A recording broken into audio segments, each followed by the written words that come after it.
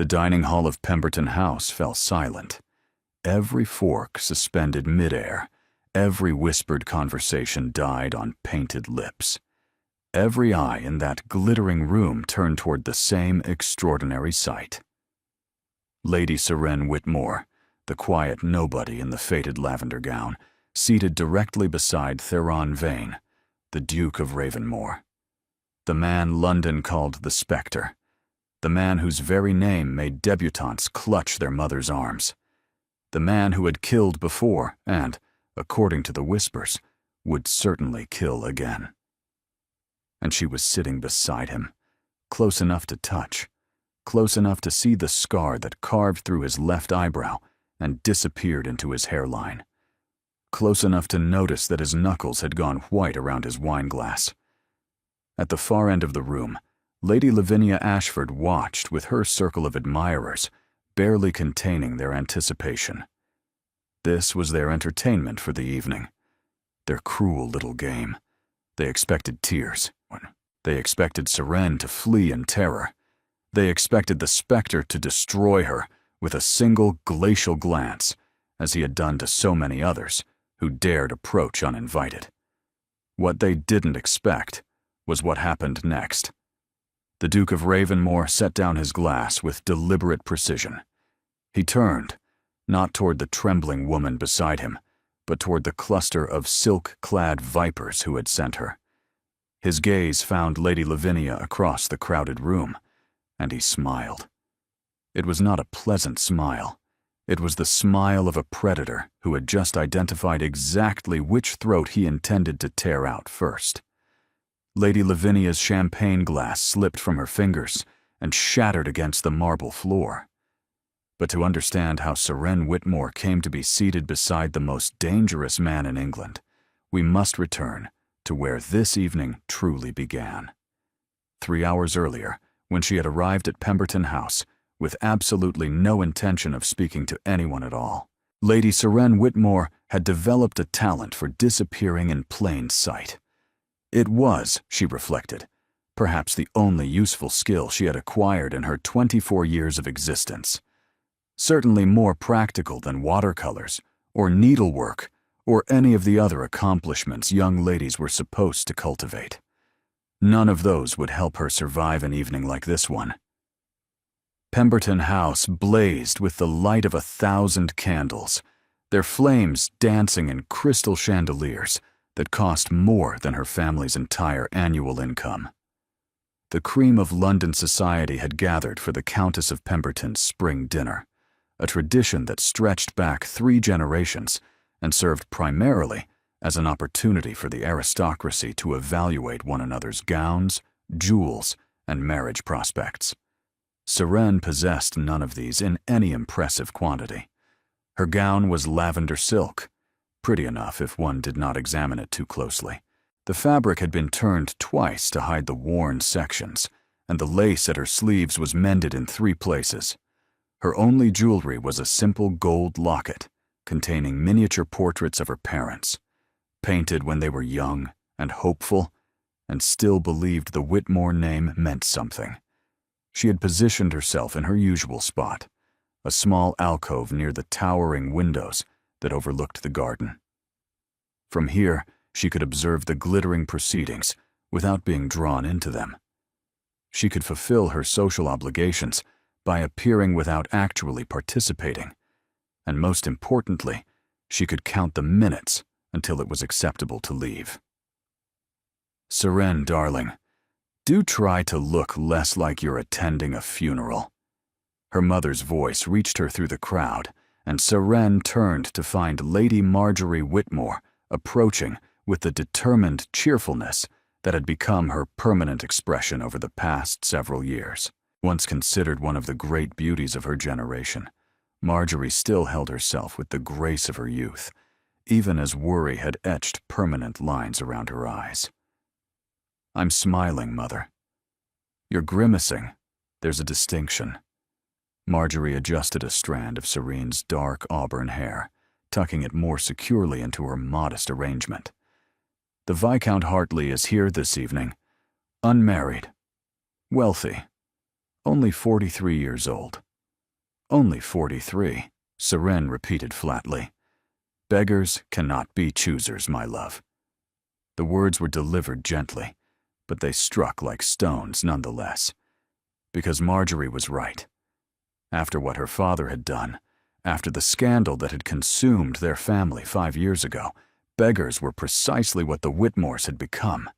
Sir Edmund Whitmore had been a respected man once, a baronet with a modest but comfortable estate, a loving wife, a daughter who had shown promise in her first season. Then he had trusted the wrong business partner, invested the family fortune in a shipping venture that proved to be an elaborate fraud, and lost everything. Not just the money, the investments, the properties, the reputation. When the truth emerged, when the newspapers printed stories about the gullible baronet who had been swindled out of his entire inheritance, society had closed its doors firmly in their faces. Now they survived on the charity of distant relatives, occupying a cramped townhouse on Merton Lane, maintaining the appearance of gentility while their circumstances crumbled around them. Seren's dowry had evaporated years ago. Her marriage prospects had evaporated with it. I'm not going to throw myself at Viscount Hartley, Mother. I'm not asking you to throw yourself. I'm asking you to smile in his general direction. Perhaps make eye contact. Indicate that you are a living, breathing woman who might theoretically be interested in matrimony. I'll take it under consideration. Marjorie sighed, recognizing defeat. At least try to enjoy yourself, darling. We paid 3 shillings for this evening's carriage hire. We might as well get something from it.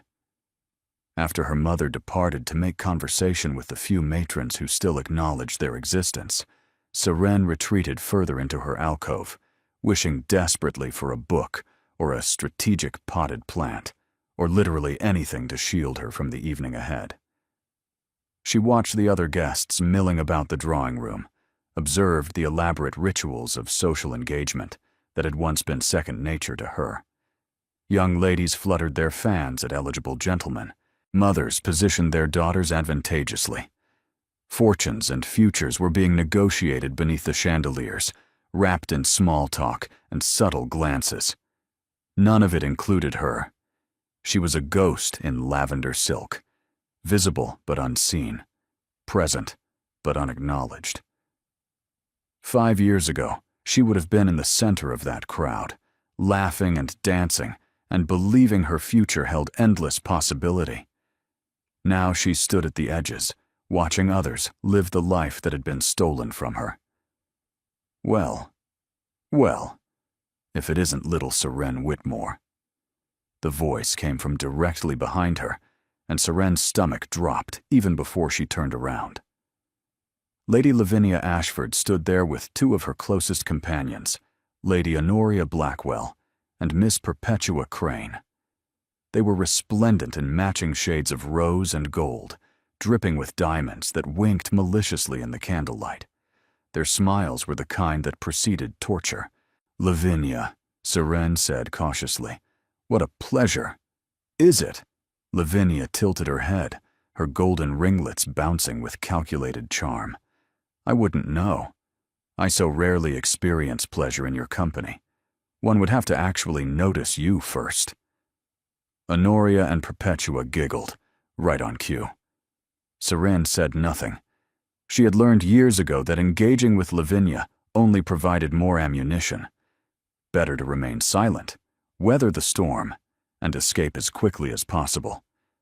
But tonight, apparently, Lavinia had other plans. I've been watching you all evening, skulking in your little corner, Lavinia continued. It's rather pathetic, really, like a mouse hoping the cats won't notice her. I prefer to think of it as appreciating the architecture. How droll, still pretending you have wit. Lavinia's eyes raked over Seren's gown with undisguised contempt. That dress. I believe I remember it from 3 seasons ago, perhaps 4. Has the lace always been quite so yellow? Time does affect all things, Seren said evenly. Fabric, beauty, character. A dangerous glint appeared in Lavinia's eyes, not quite anger. something more calculated. Careful, little mouse. You forget your place. You're not in a position to be clever anymore. Not since your father proved to all of London that the Whitmore family has more ambition than sense. The barb landed exactly where it was intended. Serene felt the familiar flush of shame creeping up her neck, the hot prickle of humiliation that had become her constant companion since the scandal. "If you'll excuse me," she said in a low voice, "I believe dinner will be announced soon." "Yes, it will." Lavinia's smile widened, and Serene recognized the expression immediately. It was the look of a cat who had just spotted a particularly entertaining mouse. "In fact, that's precisely what I wanted to discuss with you." Serene knew, with the certainty of long experience, that whatever Lavinia wanted to discuss would not be pleasant. "I'm not certain we have anything to discuss," she said, already calculating the fastest route of escape. Through the crowd, past the refreshment table, into the relative safety of the ladies' retiring room. "Oh, but we do." Lavinia stepped closer, her perfume cloying and expensive. "You see, my friends and I have been dreadfully bored this evening. The conversation is tedious, the gentlemen are uninspiring, and I find myself in need of entertainment. I'm sure the musicians would be happy to accommodate you." "Not that kind of entertainment." Lavinia's smile grew sharper. "I have a proposition for you, Serene. A little game, if you will." "I don't play games. You'll play this one, because if you don't, I'll be forced to share some rather interesting information with Lady Pemberton about your family's current living situation. The cramped townhouse on Merton Lane, the mounting debts, the fact that your father has been seen entering moneylenders' establishments at all hours." Serene's blood turned to ice. It was all true, of course, every shameful word of it. But spoken aloud, broadcast throughout society, it would destroy what little remained of her family's dignity. Her mother would be devastated. Her father, already broken by guilt and failure, might not survive the fresh humiliation. "What do you want?" The words came out hoarse. Lavinia exchanged gleeful glances with Honoria and Perpetua. Nothing too difficult. A simple task. A dare, really. The sort of thing girls do at house parties. "I'm not a girl, and this isn't a house party." "No, it's much more interesting than that." Lavinia nodded toward the far corner of the drawing room, and Serene followed her gaze despite herself. Her stomach plummeted. Standing alone near the fireplace, separated from the rest of the guests by what appeared to be an invisible barrier of pure dread, was a man she had seen only twice before in her life. Both times from a considerable distance. Both times with the fervent hope that the distance would remain considerable forever. The Ron Vane, the Duke of Ravenmore. He was tall, broad-shouldered, dressed in severe black evening clothes that made him look like a shadow given human form. His dark hair was unfashionably long, brushing his collar, and even from across the room, Serene could see the scar that marked his face, a pale slash that ran from his left eyebrow up into his hairline. But it wasn't the scar that made him formidable. It was his eyes. Pale gray and absolutely devoid of warmth, scanning the room with the calculating assessment of a predator evaluating prey. No one stood near him. No one spoke to him. The other guests had arranged themselves in unconscious patterns that kept at least 10 feet of distance between themselves and the Duke at all times. "You want me to approach him?" Serene asked, her voice barely above a whisper. "Better than that." Lavinia's eyes sparkled with malicious delight. "When dinner is announced, you're going to sit beside him, not just near him, directly beside him, for the entire meal." "That's unthinkable. The seating is arranged in advance. Lady Pemberton has left 2 seats on either side of the Duke unassigned. No one would accept placement near him. You see, she's been quite embarrassed about it." Lavinia shrugged delicately. "You'll simply claim one of those seats, voluntarily, in front of everyone." Serene stared at her. You're asking me to commit social suicide. I'm asking you to provide me with entertainment. There's a difference. No one sits near the Duke of Ravenmore. Seren struggled for words. Everyone says that he killed a man in a duel? Honoria supplied helpfully. Shot him straight through the heart at 20 paces. That his fiancée died under mysterious circumstances, Perpetua added. Some say he pushed her from a balcony. Others say he drove her to throw herself from one. That he hasn't smiled in 10 years? Lavinia finished. That servants refuse to work in his household because they're frightened of him. That he once stared at a man so intensely the poor fellow fainted dead away. Those are rumors, Seren said weakly. Surely. Perhaps they are. Perhaps they aren't. Lavinia leaned closer, her breath hot against Seren's ear. Why don't you find out for us? Sit beside him, make conversation, try not to die of fright. And in the morning, you can tell us all about it. And if I refuse?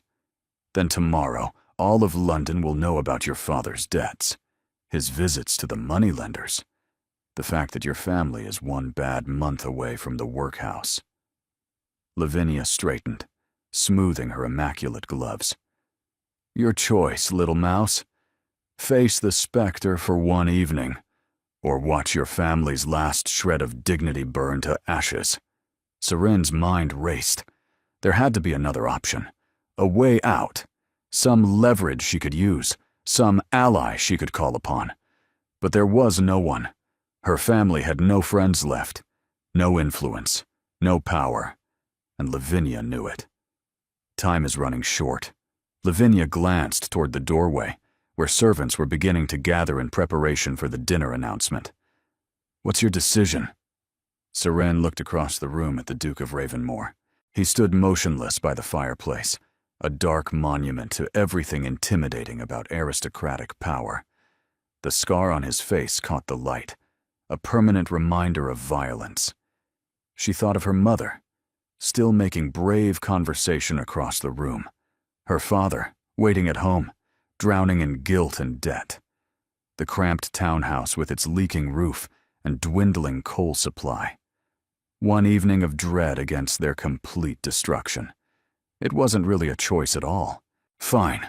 The words left her mouth before she could stop them. I'll do it. Lavinia's smile was triumphant. Excellent. We'll be watching, of course. If you try to claim a different seat, if you don't stay beside him for the entire meal, the deal is void. Understood? Understood. Wonderful. Lavinia patted Seren's cheek with mock affection. Do try not to make him angry, little mouse. I'd hate to lose my entertainment so quickly. She swept away with her companions, leaving Seren alone with her racing pulse and the growing certainty that she had just agreed to something catastrophically stupid. Across the room, as if sensing her attention, the Duke of Ravenmore turned his head. Their gazes locked. For one endless instant, Seren couldn't breathe, couldn't move, couldn't look away from those pale gray eyes that seemed to see straight through her lavender silk and social armor to the woman beneath. Then the dinner announcement rang out across the drawing room, and the crowd began to move. Seren forced her feet to carry her forward, toward the most dangerous man in England, toward whatever awaited her at his side. The dining hall of Pemberton House was a masterwork of aristocratic excess. 3 enormous crystal chandeliers hung from the vaulted ceiling, casting prismatic light across a mahogany table that could seat 40 guests with room to spare. Silver candelabras marched down the center in precise formation, their flames reflected in polished silverware and cut-glass goblets. The walls were hung with portraits of Pemberton ancestors, all of whom seemed to be watching the proceedings with ancestral disapproval. Seren moved through the crowd like a woman walking to her own execution, which, socially speaking, she was. The other guests flowed around her in pairs and clusters, finding their assigned seats with practiced ease. She heard the rustle of silk, the murmur of polite conversation, the occasional bright peal of laughter. Normal sounds. The sounds of an evening that was proceeding exactly as it should. None of them knew what she was about to do. The Duke of Ravenmore had already taken his seat at the far end of the table. Seren watched heads turn away as guests passed him, saw the practiced dance of bodies maintaining distance. One young woman actually crossed to the opposite side of the room rather than walk within arm's reach of his chair. And on either side of him, like moats around a dark fortress, sat two conspicuously empty chairs. Seren stopped walking. She could still turn back, could claim sudden illness, flee to the retiring room, send her apologies to Lady Pemberton, and escape this madness entirely. Yes, Lavinia would make good on her threats. Yes, her family's remaining reputation would be destroyed. But at least she wouldn't have to sit beside the specter for an entire interminable meal. At least she wouldn't have to feel those pale gray eyes upon her, wondering if the rumors were true, wondering if this would be the night she pushed him too far. "Miss Whitmore!" A footman had appeared at her elbow, his expression professionally neutral. "May I escort you to your seat?" Serene opened her mouth to decline, to explain that she was feeling unwell, to make any excuse that would carry her away from this dining hall and the monster waiting at its far end. But across the room, she caught Lavinia's eye. Lavinia smiled, raised her champagne glass in a mocking toast. Waited. "Yes," Serene heard herself say. "Thank you. I believe I'll be sitting." She swallowed hard. "Down there, near the end." The footman's eyebrows rose almost imperceptibly, but his training held. "Of course, miss. This way." Every step felt like walking through water. The table stretched before her, lined with faces that turned to watch her progress with growing confusion. She was walking in the wrong direction, away from the middle seats, where minor gentry like herself belonged, toward the high end, where only the most distinguished guests were placed. Toward him. The whispers began when she was halfway down the table. "Is that the Whitmore girl? What is she doing? Surely she's not going to—" "Good God, she is." Serene kept her eyes fixed straight ahead. If she looked at them, at their shocked faces and scandalized expressions, she would lose her nerve entirely. The empty chair beside the Duke of Ravenmore loomed before her. Up close, he was even more intimidating than she had imagined. He sat perfectly still, one hand resting on the table, the other holding a glass of wine that he had not yet tasted. The scar on his face was more pronounced in the candlelight, a stark white line against his tanned skin. His jaw was hard, his cheekbones sharp, his expression carved from granite. He did not look up as she approached, did not acknowledge her existence at all. Seren stopped beside the empty chair. Her pulse thundered so loudly she was certain the entire table could hear it. "Excuse me," she said, and was amazed that her voice didn't shake. "Is this seat taken?" For a long, terrible moment, nothing happened. Then the Duke of Ravenmore turned his head. Those gray eyes found hers, and Seren felt the full weight of his attention like a physical force. He did not blink, did not speak, simply looked at her with an expression of such complete and utter frost that she nearly stepped backward. "No," he said finally. His voice was deep and rough, as if he was unaccustomed to using it. "It is not." 3 words. That was all. But they contained neither invitation nor welcome. Just a flat statement of fact, delivered with the enthusiasm of a man acknowledging an unpleasant weather condition. Seren sat down anyway. The chair was comfortable. The cushion was soft. These details registered somewhere in the back of her mind, behind the roaring anxiety that consumed everything else. She was sitting beside the Duke of Ravenmore. She was sitting beside the specter. She was almost certainly going to regret this. "Wine, miss." A footman appeared at her elbow, and Seren nearly jumped out of her skin. "Yes, please." "Thank you." The wine splashed into her glass. She seized it and took a gulp that was far too large for propriety, barely tasting the expensive vintage. Beside her, the Duke had returned his attention to his own glass. He had not moved, had not attempted to make conversation, had not done anything at all, except exist in her immediate proximity like a storm cloud waiting to unleash destruction. Around the table, the other guests were settling into their seats, but their conversations had taken on a strange, hushed quality. Seren could feel their eyes on her, could hear the whispered speculations barely contained behind raised napkins and turned heads. At the far end of the room, Lavinia sat with her companions, watching with undisguised glee. The first course arrived, a delicate soup, steaming gently in porcelain bowls painted with pastoral scenes. Seren stared at it without seeing.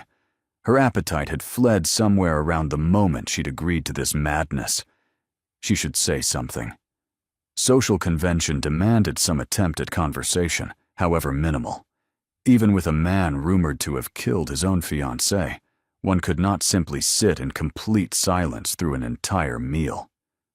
"The soup looks lovely," she tried. No response. "French, I believe.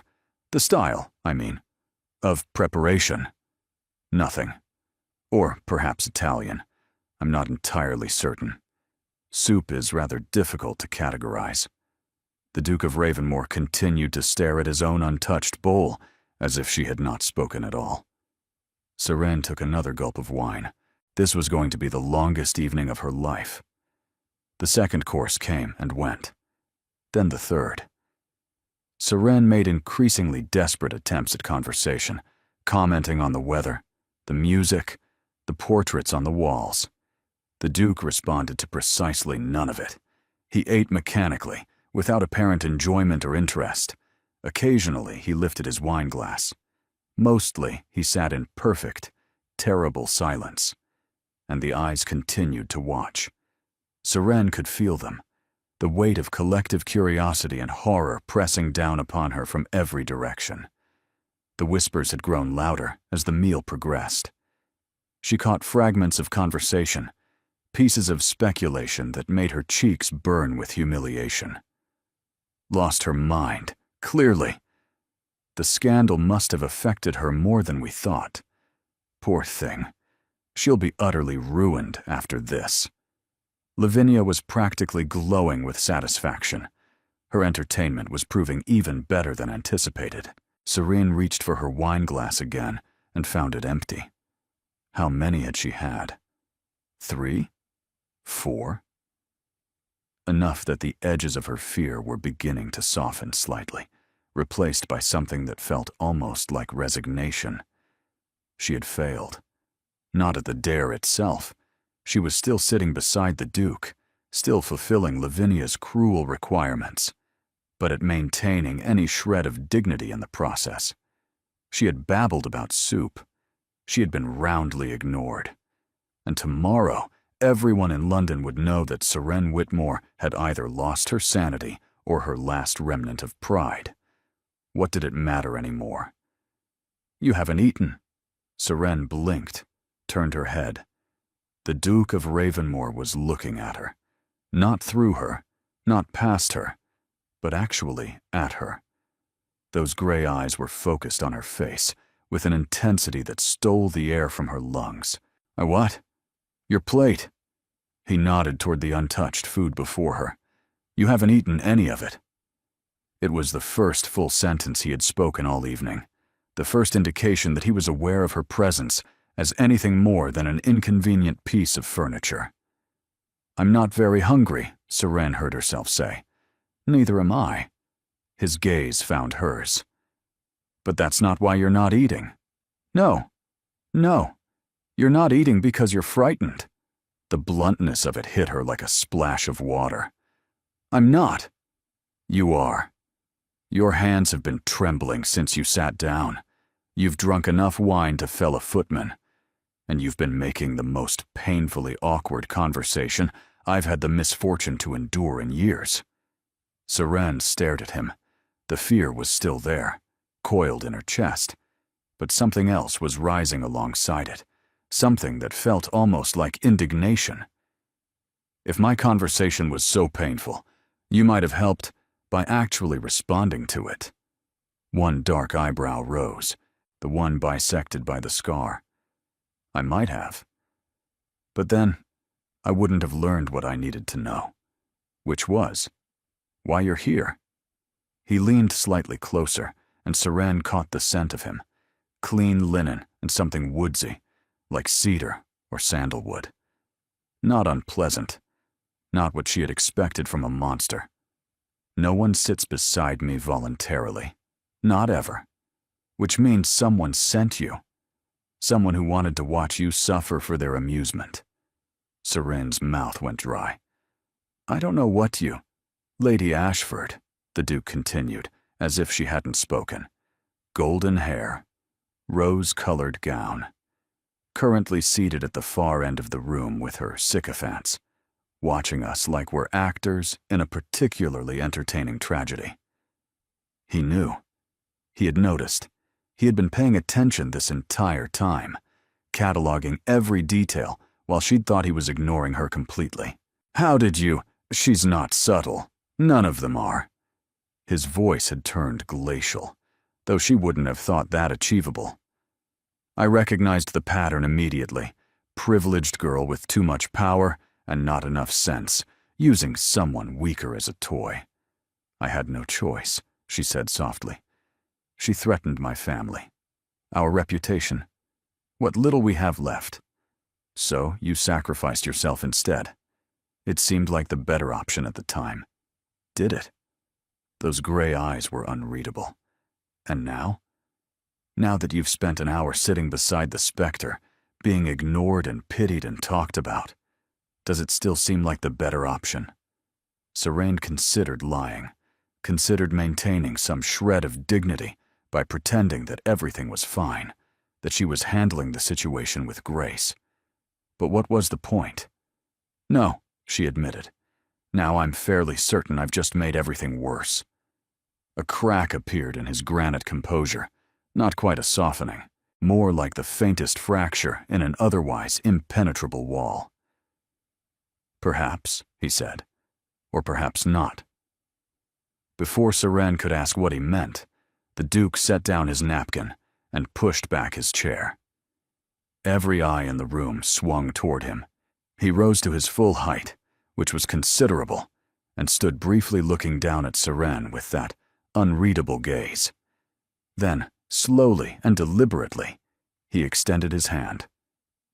Dance with me. The words hung in the air.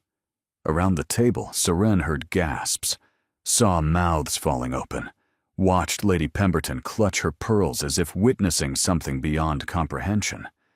Because it was beyond comprehension. The Duke of Ravenmore did not dance. Everyone knew that. He had not danced at a social function in nearly a decade, had refused every invitation, declined every request, rebuffed every hopeful young lady who had dared approach him. And now he was asking her. I don't... Serene's voice came out as barely a whisper. I'm not sure. Neither am I. A hint of dark humor glinted in his eyes. But it seems we're both doing unexpected things this evening. Why stop now? His hand remained extended, waiting. At the far end of the room, Lavinia's face had gone pale. Serene drew a steadying breath, then another. Then she placed her hand in his. His fingers closed around hers, warm and strong, and he drew her to her feet. Now, the Duke said, his voice pitched low enough that only she could hear. Let's give them something to really talk about.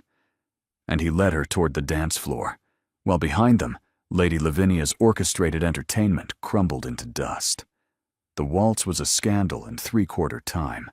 Seren had danced before, of course. Years ago, during her single promising season, she had waltzed with nervous young lords and overeager second sons, all of them perfectly pleasant and entirely forgettable.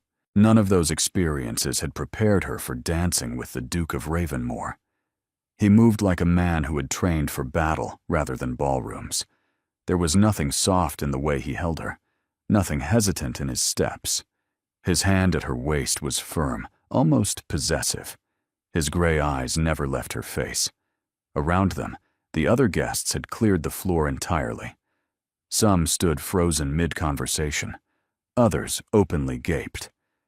Lady Pemberton appeared to be on the verge of requiring smelling salts. "Breathe," the Duke said. "You're turning rather an alarming shade of purple." Seren sucked in air. "I'm fine. You're lying, but I appreciate the effort." He guided her through a turn with effortless precision. "They're watching us, you know, every single one of them." I had noticed. "Good. Let them watch." His expression turned predatory. "Let them see that their little game has backfired spectacularly." Serene's mind was still struggling to process the evening's events. 10 minutes ago, she had been enduring the most excruciating dinner of her life. Now she was waltzing with London's most feared nobleman, while the entire room held its collective breath. "Why are you doing this?" she asked. "You don't know me. You have no reason to help me." "Don't I?" The Duke's jaw tightened almost imperceptibly. Lady Ashford and her companions have been a plague upon polite society for years. They target those who cannot defend themselves. They destroy reputations for sport. And they do it all with the protection of their wealth and titles. That doesn't explain why you care.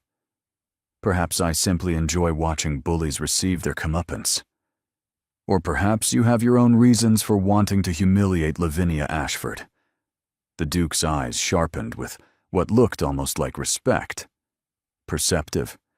I wondered if there was a brain behind those anxious eyes.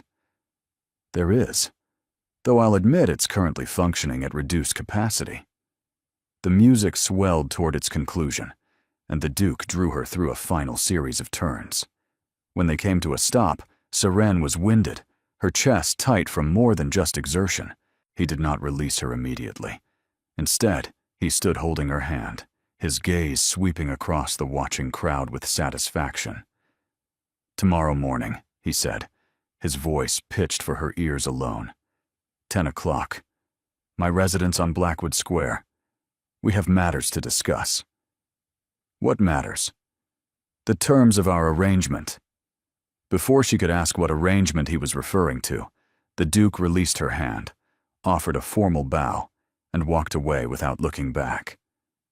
Seren stood alone on the dance floor, surrounded by whispers and stares, wondering what on earth she had just agreed to. The carriage ride home was a blur of confusion and residual anxiety. Her mother had found her almost immediately after the Duke's departure, face pale with shock and something else, something that looked almost like hope. "Seren Charlotte Whitmore," Marjorie had hissed, gripping her daughter's arm with surprising strength. What in heaven's name just happened? I'm not entirely certain. "You danced with the Duke of Ravenmore.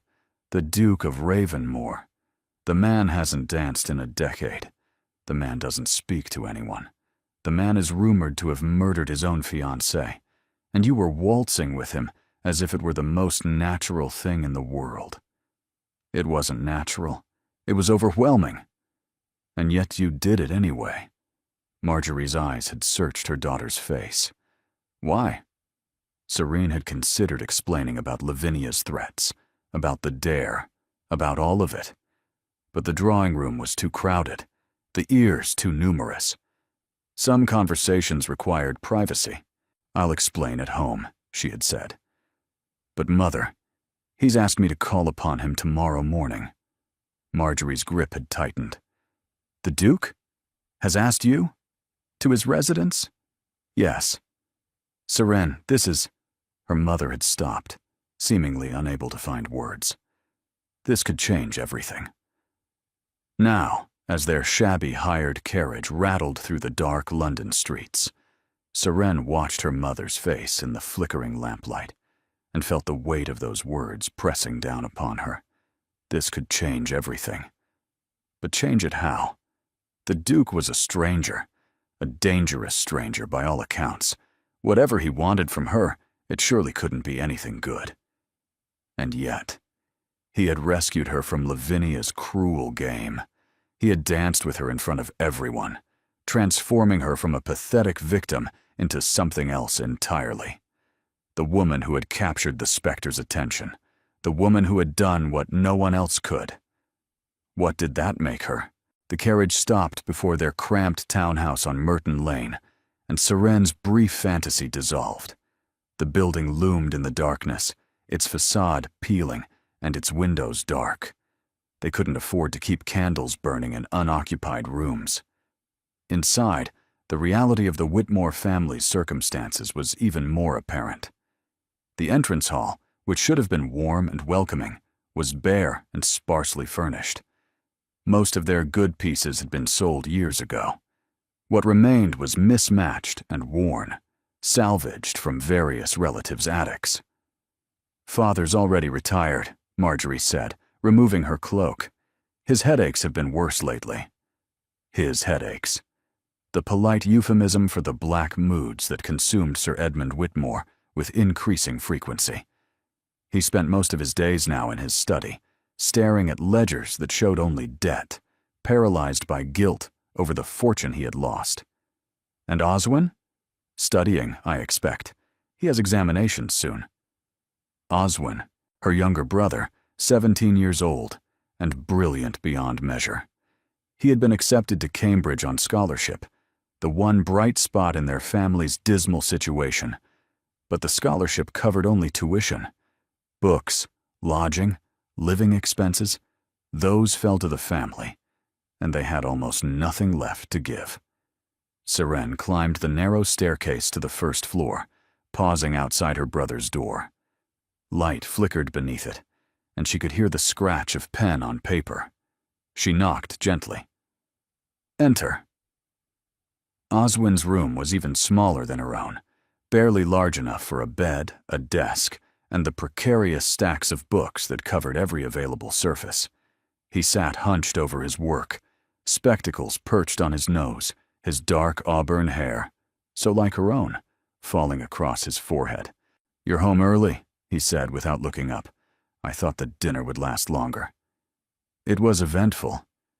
Mother's definition of eventful usually means someone wore an unfashionable hat. Oswin finally raised his head, and his expression shifted as he took in her appearance. "You look strange. Did something happen?" Serene leaned against the doorframe. "I danced with the Duke of Ravenmore." Her brother blinked, then blinked again. "I'm sorry. I could have sworn you just said, 'The Duke of Ravenmore, the specter.'" "Yes." Oswin set down his pen with measured precision. "The same Duke of Ravenmore who allegedly killed Lord Hartington in a duel, who supposedly drove Lady Constance to her death, who hasn't been seen at a social function in years without causing at least 3 people to faint from fear. The very same. And you danced with him." "I did." "Voluntarily?" "More or less." Oswin stared at her for several heartbeats. Then he began to laugh, not the polite chuckle of social convention, but genuine, uncontrolled laughter that made him clutch his sides. "It's not funny," Seren protested, though she felt her own lips twitching. "It's hilarious. My sister, the wallflower, the woman who once hid behind a potted palm to avoid conversation with a viscount, has danced with the most feared man in London." Oswin wiped his eyes. How did this even happen? Seren sank onto the edge of his bed and told him everything. The dare, Lavinia's threats, the agonizing dinner, and finally, the unexpected rescue in the form of a waltz. By the time she finished, Oswin's amusement had faded into something more serious. She threatened to expose father's debts? Yes, the moneylenders, the visits, all of it. That vindictive harpy. Her brother's jaw tightened. Does she have proof? She doesn't need proof. Rumors are enough in our world. You know that. Oswin was silent momentarily, his brilliant mind clearly working through the implications. And the Duke? What does he want from you? I don't know. He's asked me to call upon him tomorrow. That's unusual. Everything about this evening has been unusual. True. Oswin leaned back in his chair, studying her with those perceptive eyes that saw far too much. Be cautious, Seren. The Duke may have helped you tonight, but that doesn't mean his intentions are honorable. Men like him, powerful men, dangerous men, they don't do things without reason. I know. Do you? Because you have a tendency to see the best in people, even when evidence suggests otherwise. And you have a tendency to see the worst. One of us is usually right. But Oswin's tone softened. I just don't want to see you hurt. We've lost enough already. Seren reached over and squeezed his hand. I'll be cautious, I promise. Good. He squeezed back. Now go to bed. You have an audience with the Spectre in the morning. You'll need your rest. Sleep did not come easily. Seren lay in her narrow bed, staring at the water-stained ceiling, and tried to make sense of everything that had happened. The evening replayed in her mind, in fragments. Lavinia's cruel smile, the Duke's pale gray eyes, the sensation of being held in his arms, turning across the dance floor while all of London watched. What did he want from her? The question circled endlessly, refusing to resolve into anything coherent. He had mentioned an arrangement, terms to be discussed. But what kind of arrangement could exist between a disgraced baronet's daughter and one of the most powerful nobles in England? Perhaps he wanted information about Lavinia. Perhaps he had his own vendetta against her and saw Seren as a useful tool. Perhaps he was simply mad, as some of the rumors suggested. Or perhaps, and this was the thought that kept her awake longest, perhaps he had seen something in her that others had missed. Something worth his time. Something worth his attention. It was a dangerous thought. A foolish thought. The kind of thought that led young women to make terrible decisions based on romantic fantasies that had no basis in reality. Seren pushed it firmly away and willed herself to sleep. But when she finally drifted off, she dreamed of gray eyes and strong hands and the overwhelming sensation of being seen. The Duke of Ravenmore's residence on Blackwood Square was everything Serene had expected and nothing like she had imagined. The house itself was imposing. 4 stories of dark stone and gleaming windows, set back from the street behind wrought iron gates that seemed designed to discourage visitors. The knocker on the front door was shaped like a snarling wolf's head, which Seren felt was perhaps a bit excessive in its messaging. She arrived at precisely 10 o'clock, dressed in her best morning gown, a deep blue muslin that had been fashionable 3 years ago, and was admitted by a butler whose expression suggested he had witnessed many strange things in his time and was no longer capable of surprise. Lady Seren Whitmore, she announced, hating the slight tremor in her voice. The Duke is expecting me. Indeed, my lady? The butler inclined his head. Follow me, please. The interior of the house was unexpectedly warm, not in temperature, though fires burned in every grate, but in atmosphere. Seren had expected darkness and gloom, perhaps cobwebs and shadowy corners befitting the Spectre's reputation. Instead, she found rich wood paneling, comfortable furniture, and an impressive collection of artwork that spoke of cultured taste rather than Gothic horror. The butler led her through a series of corridors to a study at the rear of the house. Floor-to-ceiling windows overlooked a private garden, now dormant in early spring, but clearly well-maintained. Bookshelves lined every wall, crammed with volumes in multiple languages. A massive desk dominated one corner, its surface covered with papers and correspondence. And standing by the window, silhouetted against the morning light, was the Duke of Ravenmore. He turned as she entered, and Seren felt the full force of his attention settle upon her once again. In daylight, without the drama of candlelight and ballroom tension, he looked somehow more human. The scar on his face was still prominent, but the harsh lines of his features had softened slightly. He wore no coat, just shirt sleeves and a dark waistcoat, and his hair was slightly disheveled, as if he had been running his hands through it. "Lady Seren." His voice was the same rough rumble she remembered. "Thank you for coming. Thank you for the invitation." She remained standing just inside the doorway, uncertain whether to advance. "Though I confess, I'm still not entirely sure why I'm here." "No?" One dark eyebrow rose. "I thought I was fairly clear last evening." "You mentioned an arrangement. You did not explain what that meant." "No, I didn't." He gestured toward a pair of chairs positioned before the fireplace. "Please, sit. This conversation may take some time."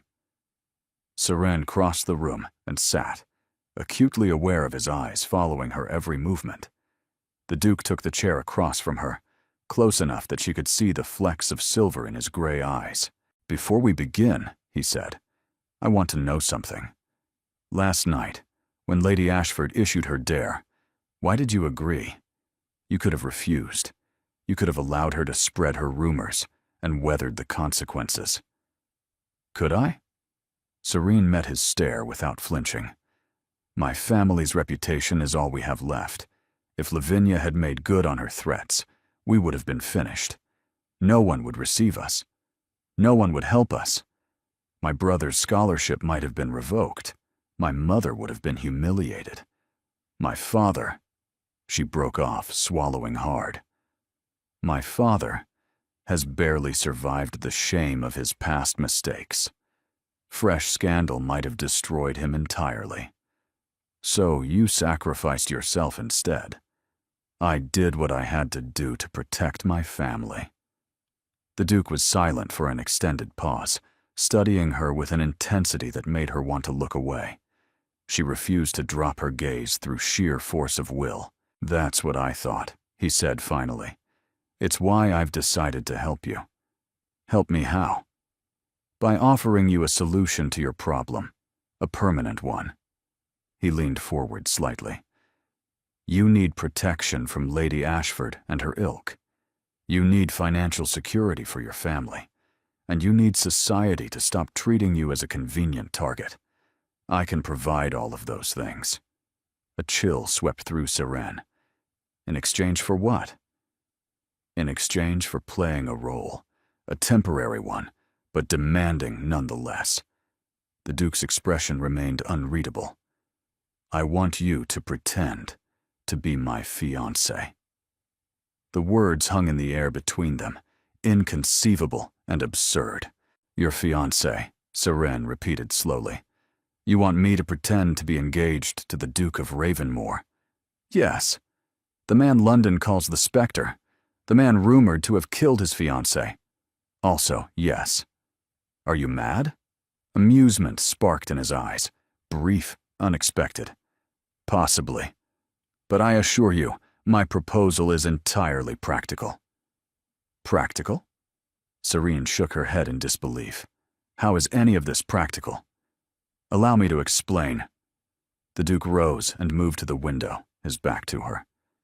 "For the past decade, I have been hounded by matchmaking mothers and ambitious young ladies who see my title and fortune and decide that the rumors about my character are merely obstacles to be overcome. They pursue me relentlessly.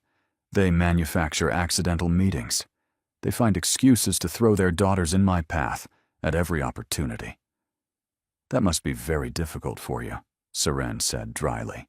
He turned, one corner of his mouth twitching. "I don't expect sympathy, but I do want it to stop. A fiancé, even a pretend one, would accomplish that. No more matchmaking attempts. No more simpering debutantes batting their eyelashes in my direction. Peace, at last. And what do I receive in return for providing this peace?" "3 things." He held up one finger. "First, protection. As my fiancé, You will have the full weight of the Ravenmore name and fortune behind you. No one, not Lady Ashford, not anyone, will dare to move against you. A second finger. Second, financial assistance. Your family's debts will be paid. Your brother's education will be secured. Your parents will be able to live in comfort again. Seren's lungs seized. The offer was staggering. Everything her family needed, everything she had dreamed of providing for them, offered freely in exchange for what? Pretending? And third, she managed. Third, his expression grew serious. When the arrangement ends, and it will end, after a suitable period, we will part ways amicably. A mutual decision. No scandal. No shame. You will emerge with your reputation not only intact, but enhanced. The woman who tamed the specter, who captured his attention, and then chose to walk away. Society will worship you. It was too much. Too perfect. There had to be a catch. Why me? Seren demanded. There must be dozens of women who would accept this arrangement without question. Women with better connections, better prospects, women who would see it as an opportunity to trap me into actual marriage. The Duke cut her off. Women who would develop feelings and expect the pretense to become reality. Women whose families would pressure them to secure a permanent alliance with my title. And you think I wouldn't? I think you're too practical for romantic fantasies. His gaze held hers. I think you understand the value of a business arrangement. And I think you're too proud to accept anything you haven't earned. Seren felt a stirring of warmth in her chest. Whether it was offense or a strange kind of pleasure at being so thoroughly understood, she couldn't tell. You've known me for less than a day. I've observed you for an entire evening under extreme duress. That's worth more than months of polite conversation. She rose from her chair, needing suddenly to move, to think. This is insane. You're asking me to deceive all of London society. I'm asking you to play a role that will benefit us both. The deception is merely a means to an end. And if someone discovers the truth, they won't. Not if we're vigilant. He moved closer, and Seren felt her pulse quicken despite herself. We will need to be convincing, of course. Public appearances together. Private conversations that might be overheard. The usual courtship rituals. The usual courtship rituals, she repeated. You say that as if it's nothing. It is nothing. Play acting. Performance. His voice dropped. Unless you're afraid you can't manage it? The challenge in his tone sparked something in Seren. Pride, perhaps. Or simple stubbornness. I can manage anything I choose to manage, she said sharply. Can you? The Duke's eyes glinted. Prove it. How? By accepting my proposal. By walking out of this house as my fiancé and facing whatever comes next without flinching. He extended his hand, just as he had the night before. What do you say, Lady Seren? Shall we give London something to talk about? Seren looked at his hand, looked at the scar on his face, the intensity in his eyes, the opportunity he was offering her. She thought of her father's shame, her mother's bravery, her brother's future. She thought of Lavinia Ashford and the satisfied cruelty in her smile. I have conditions, she heard herself say. The Duke's eyebrow rose. Do you? If I'm going to do this, I want terms, written terms. Everything you've promised, documented and witnessed. Reasonable. And I want honesty. If there's something I need to know, about you, about your past, about whatever it is that made you the way you are, I want to know it. No secrets that could blindside me later. A shadow crossed his face. Pain, perhaps, or something older and deeper. That's a significant request. It's a necessary one. If I'm tying my reputation to yours, I need to understand what I'm tying it to. A long silence stretched between them. Seren held her breath, certain she had pushed too far. Then the Duke nodded. Very well. Honesty, within reason. There are some things I cannot discuss, but I will tell you what I can. He extended his hand again. Do we have an agreement? Seren looked at him, really looked at him, and made her decision. We have an agreement. She placed her hand in his.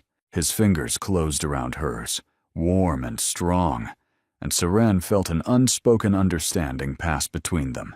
Not quite electricity, not quite recognition. Something in between. Then welcome to your engagement, Lady Seren, the Duke said. I hope you're ready for what comes next. What came next was Lady Whitcomb's spring garden party 2 days later. Seren had spent those intervening days in a whirlwind of preparation. The Duke, Theron, as she was now supposed to call him, though the name still felt strange on her tongue, had sent a modiste to the Whitmore townhouse with instructions to outfit his fiancée appropriately. The resulting wardrobe was more extensive than anything Seren had owned in years. Silk gowns, morning dresses, walking costumes, all in colors that complemented her coloring. She had protested the expense, but Theron had been immovable. You represent the Ravenmore name now, he had said, during one of their brief planning meetings. You will dress accordingly. The announcement of their engagement had been placed in the papers that morning. Seren had read it over breakfast, the formal words rendering their arrangement suddenly, alarmingly real. The Duke of Ravenmore is pleased to announce his engagement to Lady Seren Whitmore, daughter of Sir Edmund Whitmore. The wedding is planned for autumn. Her mother had wept. Her father had emerged from his study for the first time in weeks, looking at Seren with something that resembled hope. Oswin had simply raised his eyebrows and said, So we're really doing this then? Yes, they were really doing this. Now Seren stood at the entrance to the Whitcomb Gardens, her arm linked through Theron's, facing the cream of London society for the first time as his acknowledged fiancé. Breathe, Theron murmured, echoing his advice from the dance floor. They can smell fear. That's comforting. I'm not trying to be comforting. I'm trying to be accurate. His hand covered hers where it rested on his arm. The gesture appeared possessive, but his grip was oddly reassuring. Remember what we discussed. Stay close. Smile occasionally. And for heaven's sake, look at me as if I'm not completely insufferable. That might require significant acting ability. His lips twitched. Then it's fortunate I've heard you're a quick study. They descended into the gardens, and the whispers began immediately. Seren could hear them swirling around her, like leaves in a wind. Questions, speculation, disbelief. The Duke of Ravenmore engaged? To the Whitmore girl? The one whose father lost everything in that shipping scandal? She kept her chin high and her expression serene, drawing on reserves of composure she hadn't known she possessed. The garden party was in full swing. Guests scattered across manicured lawns, dotted with refreshment tables and seating areas. A string quartet played somewhere in the distance. The afternoon sun was warm, and everywhere Seren looked, she saw faces turning toward them with undisguised curiosity. The vultures are circling, Theron observed. Lady Millworth at 2:00, approaching fast. She'll ask about the wedding date. I'll deflect. Before Seren could respond, a woman in peacock blue descended upon them with alarming speed. Your Grace, what delightful news! And this must be your lovely fiancé. Lady Millworth's eyes swept over Seren with barely concealed assessment. Lady Seren, isn't it? I don't believe we've been properly introduced. No, we haven't. Seren smiled warmly. A pleasure to meet you, Lady Millworth. The pleasure is mine, my dear. You must tell me. How did you and the Duke meet? I confess the announcement came as quite a surprise to everyone. Seren opened her mouth, but Theron spoke first. We met at the Royal Botanical Gardens, he said smoothly. Lady Seren was sketching rare specimens. We discovered we share an interest in natural philosophy. One conversation led to another, and he glanced at Seren with an expression that looked almost tender. Here we are. Lady Millworth's eyes widened. How charming. I had no idea you were an artist, Lady Seren. The Duke flatters me, Seren said, playing along. I dabble, nothing more. She's being modest. Theron's hand found the small of her back. Her botanical illustrations are remarkably detailed. I found myself quite captivated. The warmth in his voice was so convincing that Seren almost believed it herself. She remembered, just in time, that this was all performance. How romantic! Lady Millworth clasped her hands together. And the wedding? When can we expect the happy event? Autumn, Theron said. We prefer not to rush. Very sensible. Well, I won't keep you. I'm sure everyone is desperate to offer their congratulations. As Lady Millworth retreated, Seren let out a breath she hadn't realized she'd been holding. That wasn't so terrible, she admitted. That was the easy one. Millworth is a gossip, but she's harmless. Theron guided her deeper into the gardens.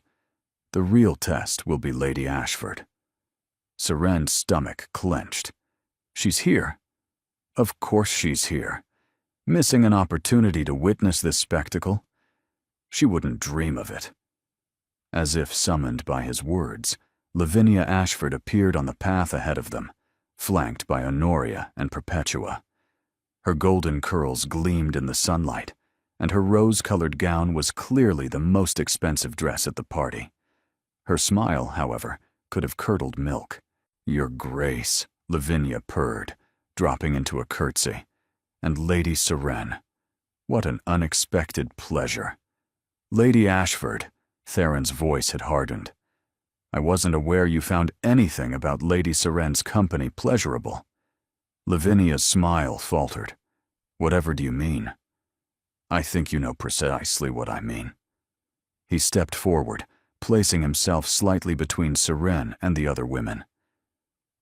I heard about your little game at the Pemberton dinner. Quite creative, quite cruel. I'm sure I don't. Let me be absolutely clear. Theron's tone could have frozen water. Lady Seren is under my protection now. She will become my wife, and anyone at all, who attempts to harm her, humiliate her, or so much as look at her unkindly will answer to me personally. Do I make myself understood? The garden had gone silent around them. Other guests had stopped to watch, drawn by the tension crackling through the air. Lavinia had gone pale. Your Grace, I assure you, I'm not interested in your assurances. I'm interested in your compliance. Theron smiled, and it was the same predatory expression Seren remembered from the Pemberton dining room. Do we understand each other, Lady Ashford? For a tense, protracted silence, no one moved. Then Lavinia curtsied stiffly. Of course, Your Grace. I meant no offense. See that you don't cause any in future. He turned away, drawing Seren with him, leaving Lavinia and her companions frozen on the garden path. When they were safely out of earshot, Seren released a shaky breath. That was necessary. Theron's expression had returned to its usual reserve. She needed to understand that the game has changed. You're not prey anymore. No. Apparently, now I'm a duchess-to-be with a formidable fiancé who threatens people at garden parties. Do you object? Seren considered the question, remembered Lavinia's cruelty at the Pemberton dinner, the years of small humiliations and pointed exclusions, the casual destruction of her family's remaining dignity. No, she said in a low voice. I don't object at all. His features rearranged themselves into approval, or perhaps respect. Good. Then let's continue our performance. The rest of the afternoon passed in a blur of introductions and congratulations. Seren smiled until her face ached, answered the same questions dozens of times, and played the role of besotted fiancé with increasing confidence. By the time the sun began to sink toward the horizon, she felt almost comfortable in the part. Almost. "You did well today," Theron said as they prepared to leave. "Better than I expected." "Such high praise." "I don't offer praise lightly. Accept it graciously." Seren turned to face him. In the golden light of late afternoon, the harsh lines of his face had softened slightly. He looked younger, almost handsome, if one ignored the scar. Or perhaps because of it. "Can I ask you something?" she said. "You can ask. Whether I answer is another matter. The rumors about you, about Lady Constance, about what happened 10 years ago." She kept her eyes on his. "Are they true?" A shadow passed across his face. "Which parts? Did you kill Lord Hartington?" "Yes, in a fair duel, sanctioned by seconds on both sides. He insulted someone I cared about. I gave him the opportunity to retract. He refused. And Lady Constance? Your fiancée?" The silence stretched so long that Seren thought he wouldn't answer. When he finally spoke, his voice was rough. "Constance died by her own hand, not because of anything I did or didn't do, but because of secrets I cannot share. Not yet." His gaze found hers. "I didn't kill her. I didn't drive her to kill herself. But I failed to save her, and that failure is something I will carry for the rest of my life." The honesty of it stunned her.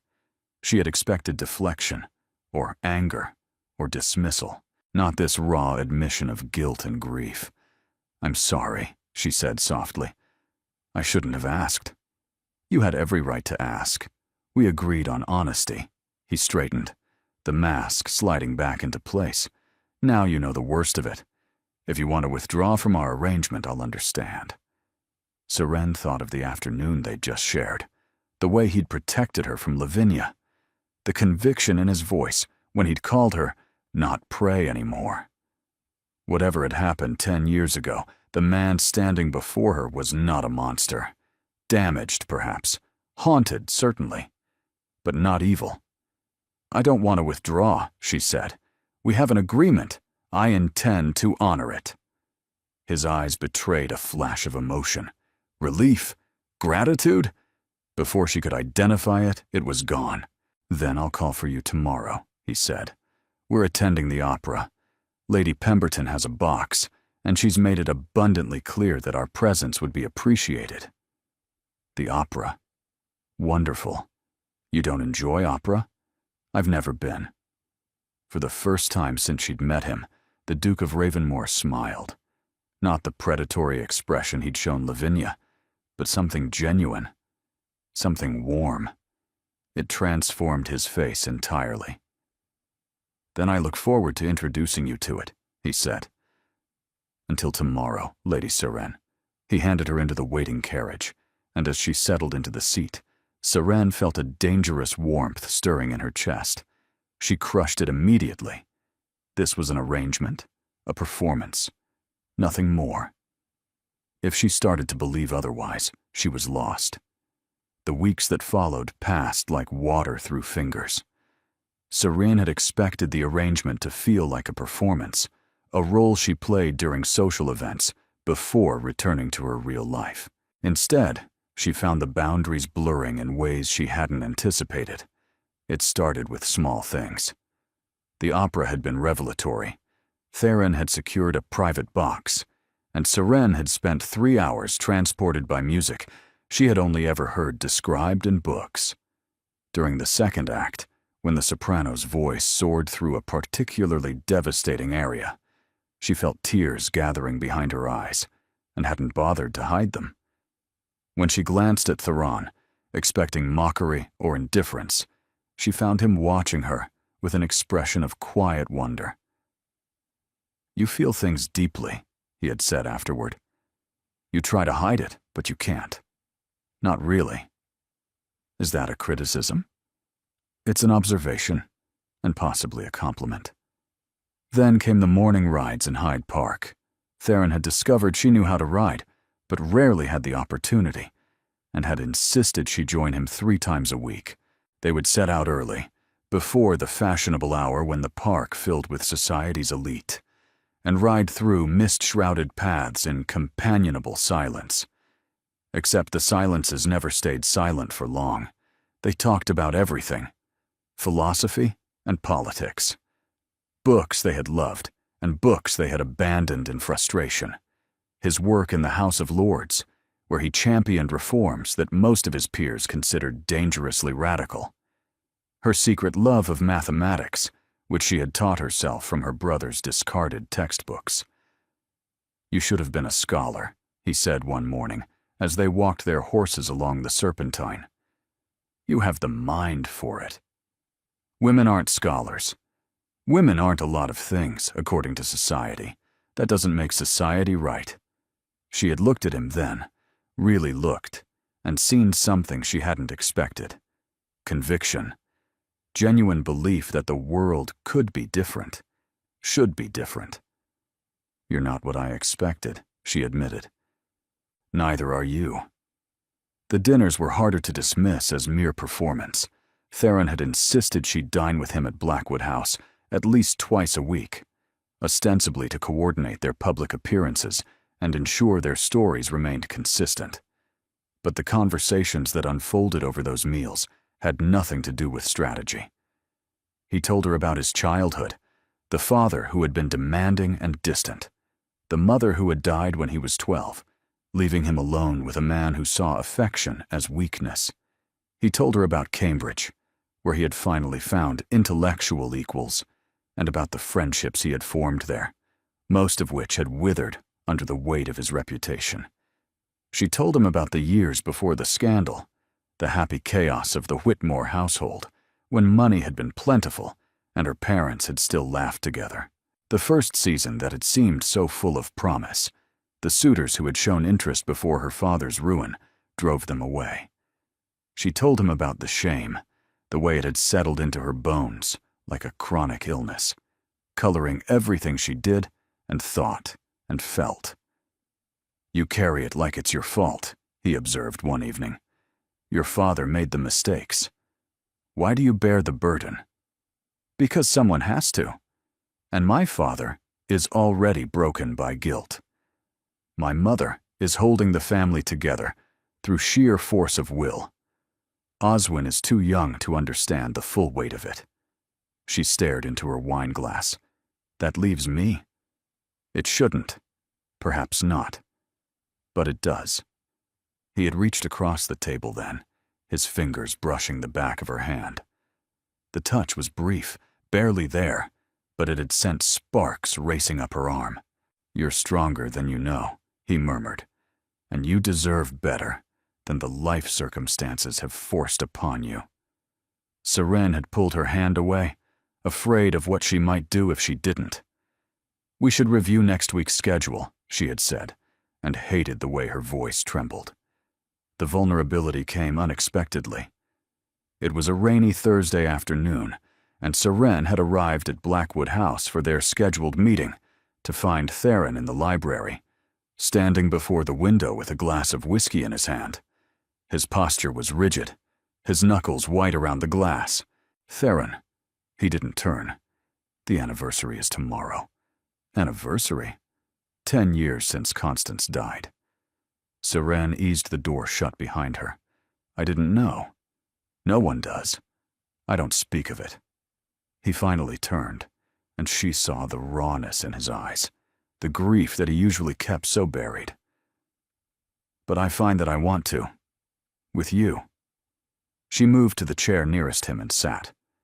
"Then tell me." The story came slowly, painfully, like blood from a deep wound. Constance Ashworth had been everything Theron was not. Warm where he was guarded, open where he was reserved. She had laughed easily and loved freely, and when she had accepted his proposal, he had believed himself the luckiest man in England.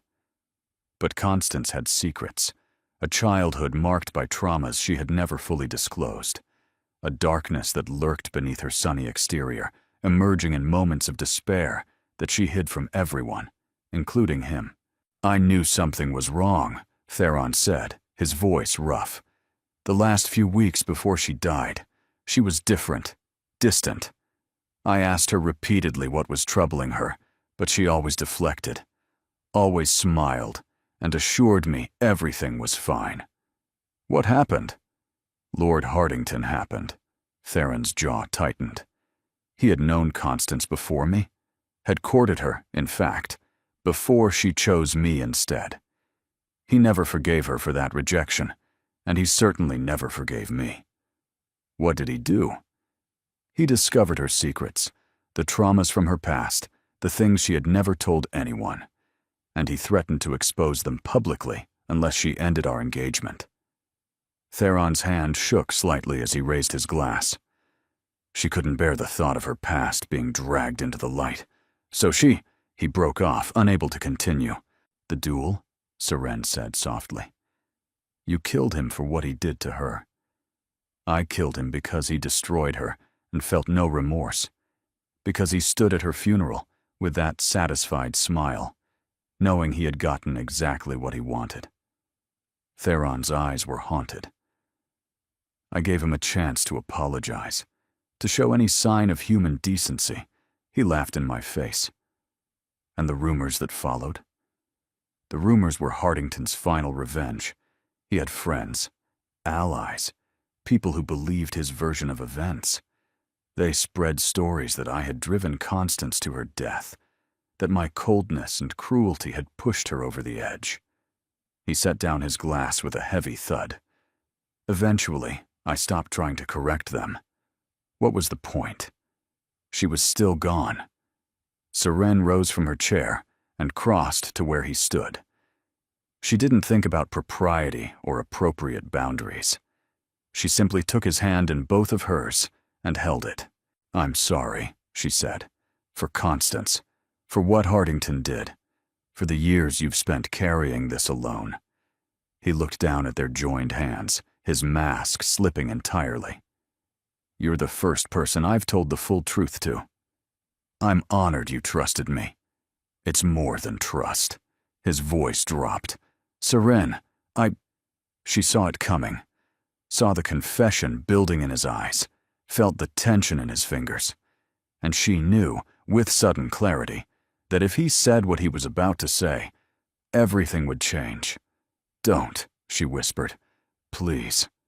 "Not yet." He stopped, searched her face. "Why?" "Because I'm not sure what's real anymore. We've been playing these roles for weeks, and somewhere along the way, I've started to forget where the performance ends, and I begin." She released his hand, stepping back. "I need to know that what I'm feeling isn't just proximity and pretense. And if it's not pretense, then it will still be there when our arrangement ends. We agreed on a timeline. We're not even halfway through." Theron was silent for an extended interval. When he spoke, his voice was tightly controlled. "You're asking me to wait. I'm asking us both to be certain. You said you valued honesty. This is me being honest. I don't know my own heart right now. I can't give you an answer I might regret. And if I already know my heart, then time won't change that." She refused to look away. "Can you give me that?" The silence stretched between them, heavy with everything unsaid. Finally, Theron nodded. "I can wait." "But Seren..." He caught her hand before she could move away, his grip gentle but firm. "I'm not a patient man, and what I feel isn't going to disappear simply because you need time to acknowledge it. I know." "Good. Then we understand each other." He released her, and Seren fled the library, with her blood rushing in her ears, and her walls beginning to crumble. The ball at Thornfield House was supposed to be a triumph. The remaining weeks of their arrangement had passed in an agonizing blur. Weeks of avoiding the subject they had both been dancing around, of pretending that nothing had changed even as everything changed. Seren had spent those weeks falling deeper into something she was desperate to name. Every conversation with Theron revealed new facets of his character. Every shared laugh, every quiet moment, every accidental touch built upon the last until she could no longer deny the truth. She was in love with him. The realization had come gradually, then all at once. One morning she had woken with his name on her lips, the remnants of a dream she couldn't quite remember, but that had left her aching with longing. She had lain in her narrow bed in the Whitmore townhouse, still her home, though Theron had offered to relocate her family to something grander, and accepted what she could no longer deny. She loved Theron Vane, Duke of Ravenmore, the specter, the man she had agreed to pretend to love.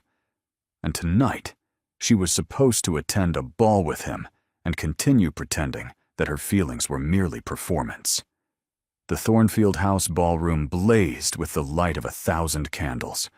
It was one of the grandest events of the season, and all of London society had gathered to see and be seen. Seren wore a gown of midnight blue silk that Theron had commissioned specifically for the occasion, and she knew she had never looked better. But as she descended into the crowd on Theron's arm, she felt only dread, because Theron was watching her with an intensity that made her breath falter. And she knew, with terrible certainty, that weeks of waiting had only strengthened whatever he felt. They danced. They made conversation with the endless parade of guests who sought their attention. They performed their roles flawlessly, the devoted couple everyone expected them to be. And then, during a pause in the dancing, Theron drew her onto the terrace.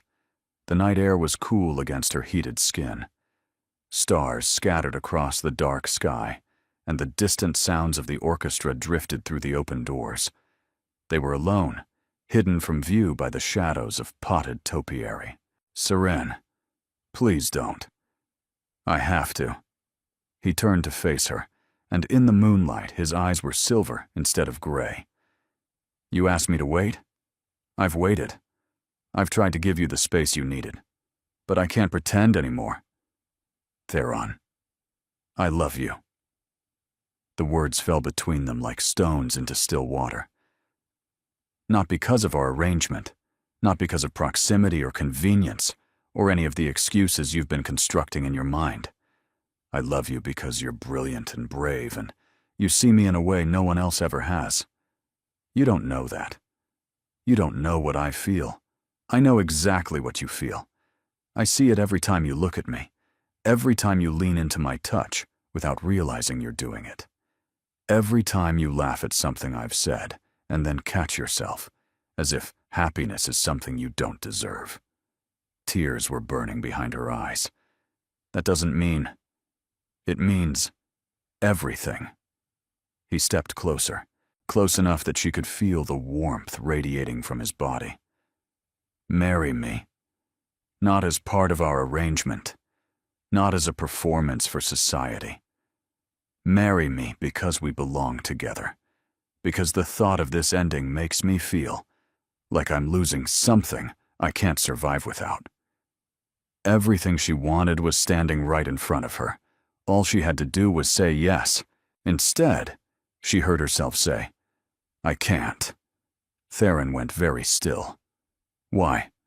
"Because I don't know if this is real." The tears spilled over, tracking hot down her cheeks. "I came into this arrangement desperate and broken. You offered me salvation. My family's debts are paid, my brother's future is secure, and my parents can hold their heads up again. How do I separate gratitude from love? How do I know I'm not just convincing myself to feel something because the alternative is too frightening? I'm not asking you to be certain. I'm asking you to take a chance. And what if I'm wrong? What if we marry and discover that what we felt was nothing but proximity and circumstance? You'll be trapped with a wife who doesn't truly love you, and I'll be the fortune hunter everyone suspected me of being from the start. You're not, aren't I?" Her voice broke. "My family was destitute. You offered wealth and protection. I accepted. Those are the facts. Theron, everything else is interpretation." He reached for her, but she stepped back. I need more time. I need space to think clearly. Away from you. Away from this. She wrapped her arms around herself. Let me finish the arrangement as we agreed. And then what? You'll have an answer? I'll have clarity. That's all I can promise. The pain in his eyes nearly undid her, but she held firm because she had to. Because marrying him without certainty would be worse than not marrying him at all. Very well. His voice had gone flat. You'll have your time. He turned and walked back into the ballroom without looking back. Seren stood alone on the terrace, the tears falling freely now, and wondered if she had just made the worst mistake of her life. 3 days later, disaster struck. Seren was taking tea with her mother when Oswin burst through the door, his face ashen. There's something in the papers. About the Duke. About you. He thrust the newspaper into her hands, and Seren felt the blood drain from her face as she read. Spector's engagement revealed as elaborate fraud society shocked to learn that the Duke of Ravenmore's much-discussed engagement to Lady Seren Whitmore is nothing more than a business arrangement. Sources close to the family confirmed that Lady Seren was paid handsomely to pose as the Duke's fiancée, with no intention of actual marriage. It was all a scheme, our source reveals. The Duke wanted to stop the matchmaking attempts, and Lady Seren needed money to save her family. They made a deal. There's no love story. There never was. The newspaper trembled in her hands. Who, she managed, who would have? But she already knew. There was only one person who hated them both enough to do this. Lavinia Ashford. There's more. Oswin's voice was grim. The source claims to have documentary proof. Letters discussing the financial arrangements. A written contract outlining the terms. That's unthinkable. We were vigilant. Were you? Her mother's face was pale, but her voice was steady. Seren, is it true? Was this engagement a fiction? Seren opened her mouth to deny it, but she couldn't. Not to her mother. Not anymore. It started as an arrangement, she admitted, but it became... She stopped, unable to finish. It became real, Marjorie finished softly. I wondered. The way you spoke about him. The way your face changed whenever his name was mentioned. It doesn't matter now. This will destroy us both. His reputation, my reputation, everything we've built. A knock at the door interrupted her. The maid appeared, looking flustered. My lady, there's a carriage outside. The Duke of Ravenmore is here. Seren's heart lurched. Send him away. I can't. He says he's not leaving without speaking to you. He says to tell you. The maid hesitated. He says to tell you that plans have changed. Theron stood in the cramped Whitmore drawing room like a wolf in a henhouse, too large and too dangerous for the modest surroundings. His face was thunderous, but when his eyes found Seren's, his expression softened. You've seen the papers. Yes. Lady Ashford found one of the copies of our agreement, a draft I had discarded. She must have bribed someone on my household staff. His jaw tightened. I've already dismissed the guilty party. That doesn't help us now. The story is out. Everyone knows.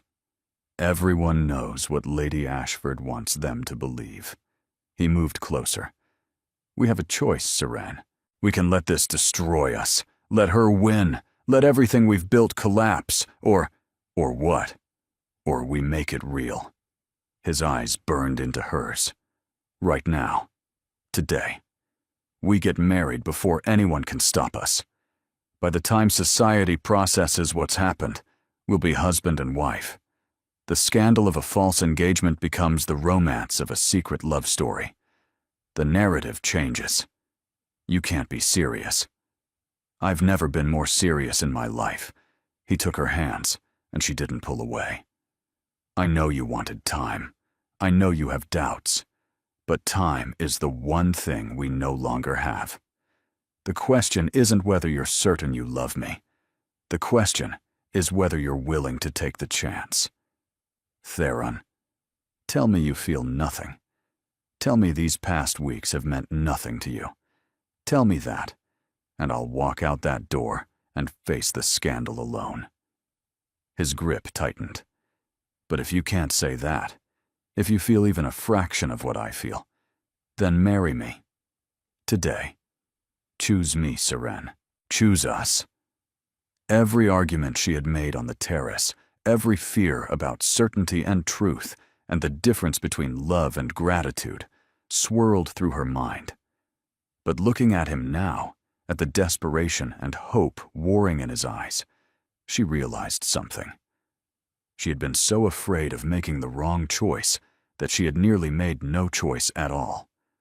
So frightened of confusing gratitude for love that she had refused to acknowledge either. The truth was simpler than she had allowed it to be. "I love you," she said. "I've loved you for weeks. I was just too afraid to admit it." Theron's face transformed. "Then say yes." "Yes." The word came out certain, absolute. "Yes, I'll marry you." He pulled her into his arms and kissed her, there in her mother's modest drawing room, with Oswin making sounds of theatrical disgust and Marjorie weeping with joy. When they finally broke apart, struggling to catch their breath, Theron rested his forehead against hers. "I have a special license. We can be married within the hour." "An hour?" Seren laughed, the sound slightly hysterical. "I'm not even properly dressed." "You're beautiful. You're always beautiful." He stepped back, keeping hold of her hand. "Mrs. Whitmore, I apologize for the unconventional nature of this proposal. I hope you'll do us the honor of witnessing our marriage." Marjorie wiped her eyes. "Try to stop me." "Oswin?" Her brother shrugged, a grin spreading across his face. "I suppose someone has to make sure you actually go through with it." And so, on a rainy Thursday morning, Lady Seren Whitmore married Theron Vane, Duke of Ravenmore, in a small chapel, with only her family as witnesses.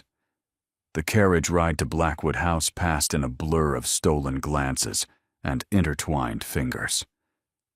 By the time they arrived at their residence, the afternoon had faded into evening. The wedding night came with unexpected tenderness. Seren had expected nerves. She had expected awkwardness, perhaps, or the strange formality that seemed to accompany so many aspects of aristocratic life. What she had not expected was the way Theron looked at her when they were finally alone, as if she were something precious beyond measure. "We don't have to," he began. "I know." She moved toward him, her pulse racing but her voice steady. "But I want to." Their first night together was nothing like the clinical descriptions Seren had overheard from married women at society events. It was tender and passionate and occasionally clumsy, punctuated by laughter when things didn't go quite as planned. Theron was patient and attentive, more concerned with her comfort than his own, and when they finally lay tangled together in the massive bed, Seren felt something settle in her chest. Peace. Real, genuine peace. "Any regrets?" Theron asked, his fingers tracing lazy patterns on her shoulder. "Not a single one." "The scandal will be ferocious. Lady Ashford will do everything in her power to paint us as frauds." "Let her try." Seren propped herself up on one elbow, looking down at him. "We're married now. Actually married. Whatever arrangement started this, it's not pretense anymore." "No." He reached up to cup her face. "It's not." In the morning, they would face society. They would weather the storm of gossip and speculation. They would prove, through their obvious devotion to each other, that whatever had started as a business arrangement had become something far more profound. But tonight, there was only this.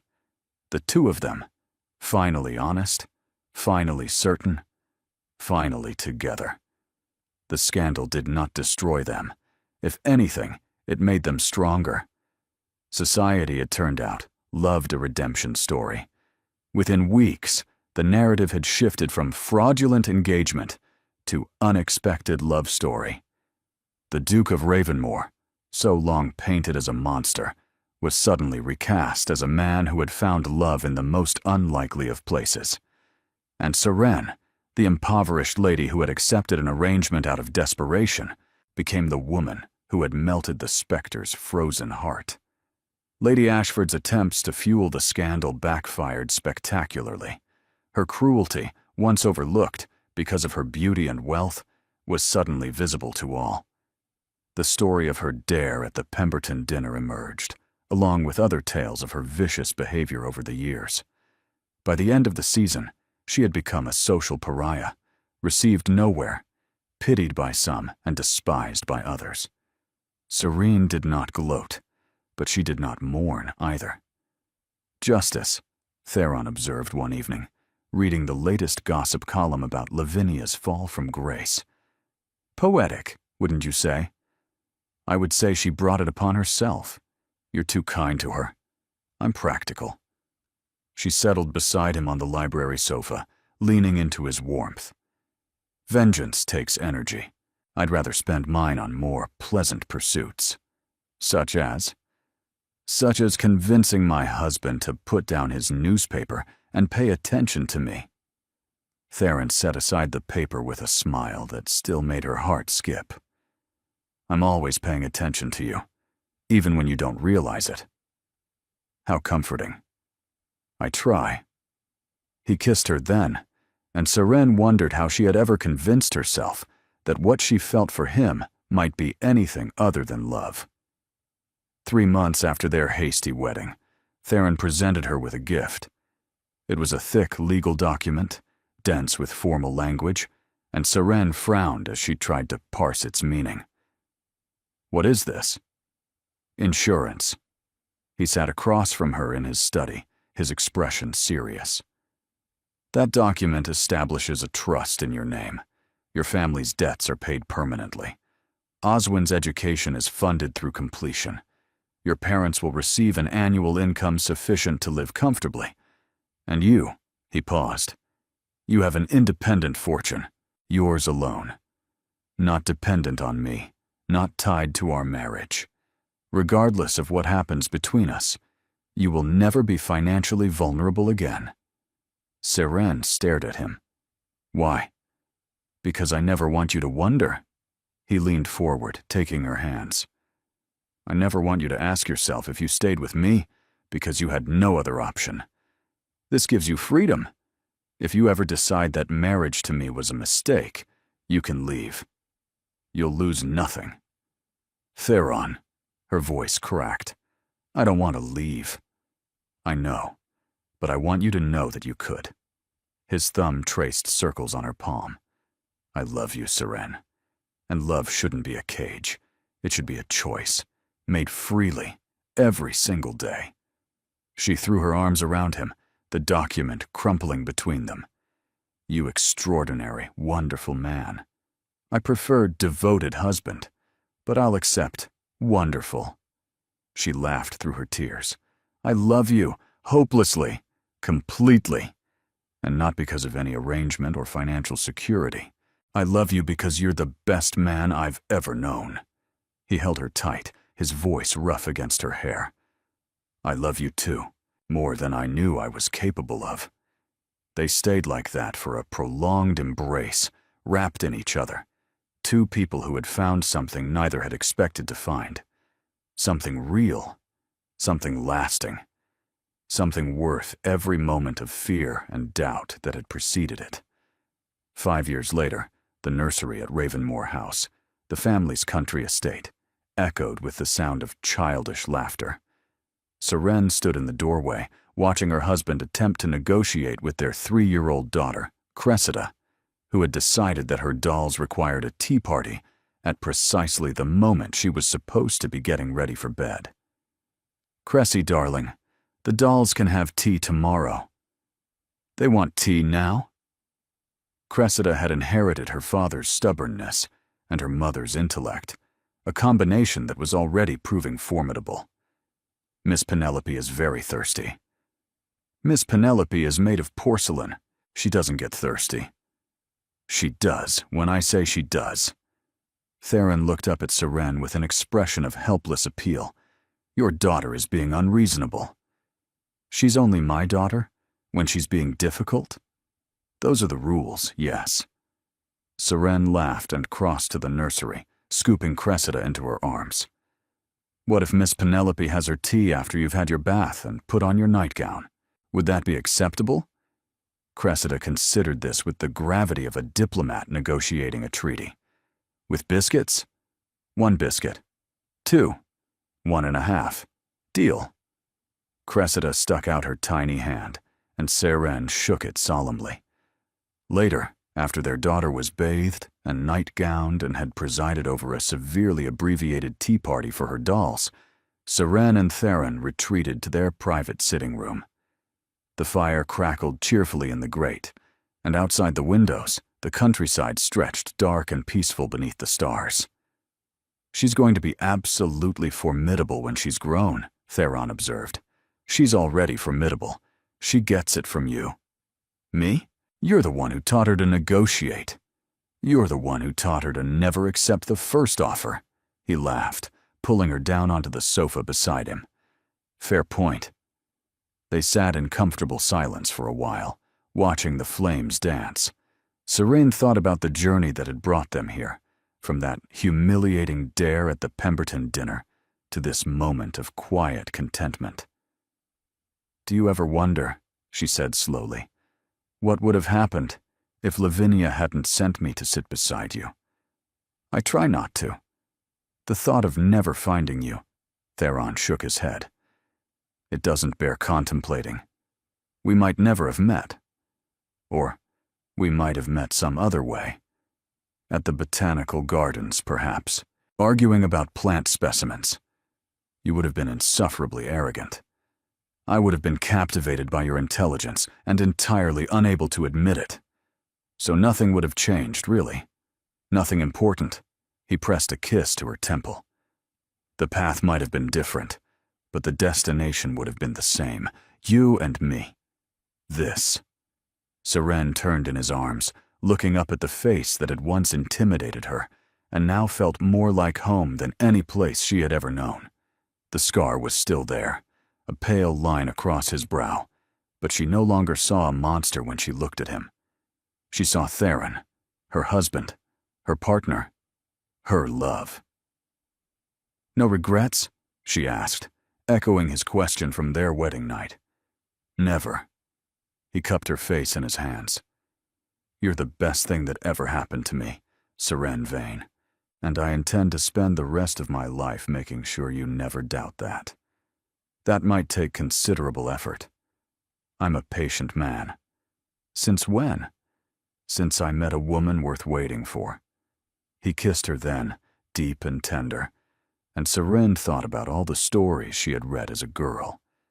Fairy tales, where love conquered all, where happy endings were guaranteed, where the monster always turned out to be a prince in disguise. She had never believed those stories. Reality, she had learned, was far more complicated. But sometimes, just sometimes, reality surprised you. Sometimes, the dare that was meant to destroy you led you to the person you were meant to find. Sometimes, the most feared man in London turned out to be the kindest. And sometimes, if you were brave enough to take the chance, pretending to love someone became the most real thing you had ever known. Thank you for staying with us until the very end of this journey. If this story made you laugh, cry, or believe in love all over again, please show your support by liking, commenting, subscribing, and sharing it with fellow lovers of historical romance. Your support keeps our storytelling corner alive and thriving. Stay tuned. Another emotional story is waiting for you at the end of this video. Click, listen, and let your heart be swept away once more. From the bottom of our hearts, thank you for being here.